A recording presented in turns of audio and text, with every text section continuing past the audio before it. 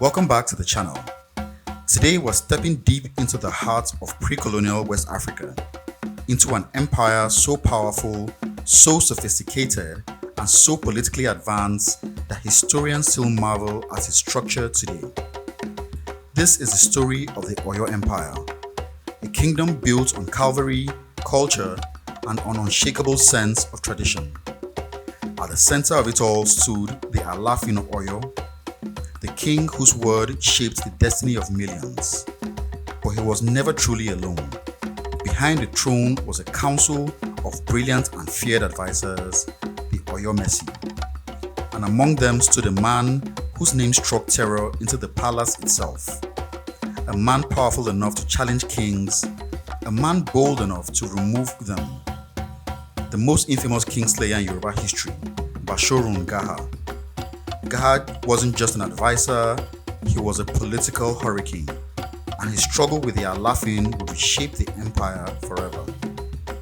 Today's story is a gripping excerpt from the incredible book, The Forgotten Era by Mark Seolun, one of the most important modern historians of West Africa. You'll find a link in the video description below to purchase your own copy. And trust me, you will want this one in your library. But before we dive into the rise and fall of the Kingslayer, do me one quick favor. Hit the subscribe button and join our growing community of African history lovers. Now let's step into the Palace of Oyo.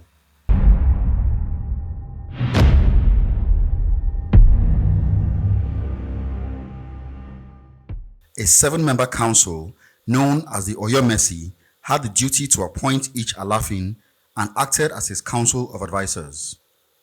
A prime minister-style official known as the Bashorun led the Oyo Messi. The Bashorun was more of a consigliere. He was Oyo's second most powerful person after the Alaafin and ruled as regent during an interregnum, or if any Alaafin-elect was a minor and too young to rule. Despite the power bestowed on him, becoming Alaafin was akin to being initiated into a suicide cult. Ancient Oyo did not recognize positions of former or retired Alaafin, and only death could separate the Alaafin from his position. The Oyo Messi had the power to impeach the Alaafin in dramatic fashion if they lost confidence in him. Oyo had a code of ritual suicide similar to the samurai in ancient Japan. The Bashorun could symbolically inform the Alaafin of the Oyo Messi's decision to depose him by giving him an empty bowl or parrot's eggs and telling him, the gods reject you, the people reject you, and the earth rejects you. After receiving this gift, the Alaafin had to honorably abdicate by committing suicide. The Alaafin rarely resisted the order to kill himself, because in ancient Oyo, suicide was considered a brave or honorable death to avoid shame. Bishop Crowther later said that it is not uncommon among the Oyo people, under some injury, vexation, or disappointment, to commit suicide either by taking some poison-off draughts, sticking themselves with a poisoned arrow, or cutting their throats or bellies with a sword or razor. Such are generally looked upon as acts of bravery. Ketu's Oloye, its equivalent of the Oyo Messi, could also sentence Ketu's king to death by demanding his suicide. The Oyo Messi was discouraged from abusing his power to sentence the Alaafin to death because one of them had to die with him. Oyo's original tradition was that the Alaafin's oldest son, the Aremo, succeeded his father as Alaafin, but this tradition was abolished and the Aremo became ineligible to succeed his father. Although the Aremo exercised huge powers while his father was alive, he was expected to kill himself when his father died. Yet, the professed reason for the amendment avoiding patricide did not happen often. Tellingly, the Aremo's ineligibility empowered the Oyo Messi since they got to choose the new successor, Alaafin, rather than the choice being automatic. It also elevated other members of the royal family as small claimants became eligible to become Alaafin. Although Oyo's royal succession seemingly caused a needless waste of several lives, it was also a system of political checks and balances.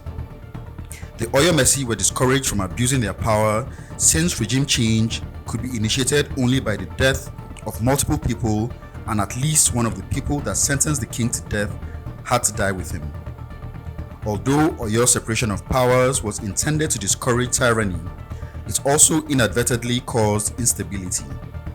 The conflicting powers of the Alafin, Bashorun, and Oyomesi created a tectonic series of crises that saw Oyo rise to the zenith of his glory and into the abyss of the space of 35 years. Oyo's oral traditions record the exploits of the most infamous Bashorun. For 20 years between 1754 and 1774, this Bashorun eclipsed the power of every Alafin he worked with, and he acquired an almost cartoonish level of villainy. As Alafin-elect, Labisi was preparing to be coronated as Alafin. A new Bashorun named Gaha came to office. The coronation of a new Alafin is a lengthy process that involves much ceremony and revelry lasting 3 months. After the Oyomesi selected a new Alafin, other rival claimants were usually exiled from Oyo, as two potential kings could not be simultaneously resident in the same place. Before being coronated, the Alafin-elect walks approximately 1 mile from the Afin royal palace to visit the Bara, a royal mausoleum where deceased Alafin are buried for the first and only time in his life. While at the Bara, he prostrates and pays homage at the tombs of his ancestors and gives and seeks blessings from them. After visiting the Bara prior to his coronation, he is forbidden from ever setting eyes on it again. The widows of deceased Alafin instead live in the Bara along with the high priestess, who was the Bara's official custodian. Although Oyo claimed primacy among the Oduduwan kingdoms, his coronation ceremonies acknowledged his descent from Ife. Before installing a new Alafin, the sword of Oramion was consecrated at Ife, then taken to Oyo, where it was ceremoniously placed in the new Alafin's hand during his coronation ceremony. A new Alafin is required to make his own entrance into the palace through a new hole cut into the wall for him. The length of these traditional ceremonies gave lots of opportunity for something to go wrong. The Alafin-elect Labisi never got the chance to enter the palace. Gaha preempted Labisi's succession by forcing him to commit suicide before his coronation ceremonies had been completed. Labisi's successor, Awambioju, at least got to reign. He lasted for 130 days, but Gaha dispatched him too after he refused to be subservient to Gaha. Awambioju's successor, Alafin Agboluaje, also committed suicide and was succeeded by his brother Majeogbe, who tried to get rid of Gaha by poisoning him. However, the poison did not kill Gaha, but succeeded only in paralyzing him. After Majeogbe died, perhaps the most famous Alafin of all succeeded him. The Alafin who succeeded Majeogbe was described as a tall and slender prince of a very dark complexion, a comely person of dignified manners, and altogether fit to wear a crown, wise and prudent. The new Alafin was named Abiodun. He learned from the fate of his predecessors and shrewdly tried to avoid overtly antagonizing or challenging Gaha. Instead, he outwardly submitted to Gaha and visited him every morning to pay him respects. Abiodun was simply biding his time. He conspired with provincial leaders to plot against Gaha. The popular narrative of what happened is that Abiodun convinced provincial leaders and the army to rise up against Gaha. The result was brutal and ugly. In 1774, Abiodun engineered a revolt not just against Gaha, but also the mass murder of his family, including his sons and their wives. Even Gaha's pregnant family members were not spared, as their stomachs were cut open and the unborn babies killed. Abiodun saved a special fate for Gaha. Even though Gaha was by now old, infirm, and crippled, Abiodun ordered him to be buried alive. At least 3 key matters for consideration arise from the tales of Gaha's exploits. The first is whether such gory events really happened. The alleged events of Gaha's era were so extraordinary that it is tempting to dismiss them as allegory or embellished folk tales. Although it seems implausible that one Bashorun could successfully implement a reign of terror For 20 consecutive years, under which 4 consecutive Alafins died under his watch, there is corroboration for both the occurrence and timing of Gaha's implausibly eventful tenure. In October 1754, the governor of the British Fourth at Ouidah in modern-day Benin Republic wrote to his superiors and mentioned that the king of Oyo is dead, and they are wrangling and fighting who shall have the stone. 2 that have been seated on it within these 2 months are both killed. the letter's timing and its mention of 2 kings being killed within these 2 months is a reference to the death of Alafin Labisi and his successor Awombioju in quick succession. Johnson's 1921 book portrayed Gaha's demise as a product of a retributive plot hatched by Abiodun.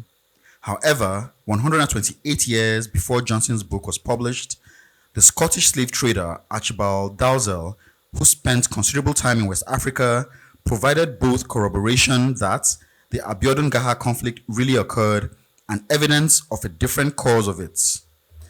Dalzell wrote about a controversial incident in 1774 during which the ministers of the king of Oyo, being tired of his governance, had attempted, as had been their usual practice, to depose their monarch. But this prince had the good sense to despise and the fortitude to resist such a ridiculous custom. He therefore peremptorily refused the parrot's eggs, which had been offered for his acceptance, telling his ministers that he had as yet no condition to take a map. The ministers were extremely disappointed, and they endeavored, therefore, to effect by force what they could not accomplish by this stale trick. Ochenu, the prime minister, put himself at the head of the rebel party, which, though formidable, was soon defeated by the adherents of the sovereign with great slaughter.